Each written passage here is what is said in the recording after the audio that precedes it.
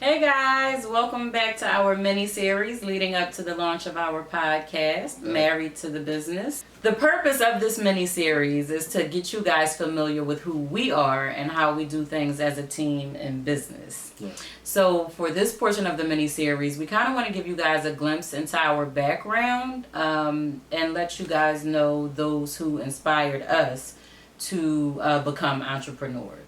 So, the person that inspired me the most was my grandfather. I grew up in a single parent home, and that was my mother taking care of me and my three younger sisters. And I saw my grandfather working hard for his employer. I didn't want that for myself. I did appreciate that he showed me how to work hard for himself and his employer, but I wanted to work hard for myself only.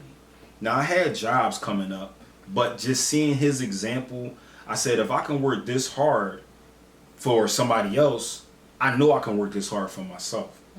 And I think, him showing me that at a young age, along with other people, as I got older, it helped me to make the decision to become an entrepreneur and work hard for my family. I have to say I was inspired by both of my parents. I grew up in a two-parent household. My parents were both very driven and very successful. I watched my father get up every single day, 5 a.m., 5:30 a.m., and he went out and he provided for his family. I think my principle that I live by was instilled in me and my siblings by my mother, and that principle was let the man provide but also have your own. So we were all raised to be very, very independent. Now while I saw my mother tackle the corporate world, I saw my father do the same. I knew that I wanted that success, but I didn't necessarily want to do it in a corporate world. I had the inspiration from my great grandmother, who taught us at a young age. She taught us to sew, knit, crochet. She taught us just about everything arts and crafts. So that was a hobby for me then, but it was my love, it was my passion, which is now my career. So yeah, I think just growing up in that, and a really large family. We were always doing something. We were always inspiring each other. We were always challenging each other when it came to, projects and just anything. We were all very competitive in that way. And that led us to where we are today. I know for myself, seeing my grandfather be a truck driver, it's what led me to get my CDL.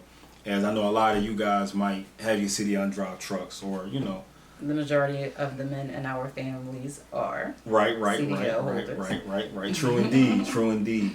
Myself included. Yes.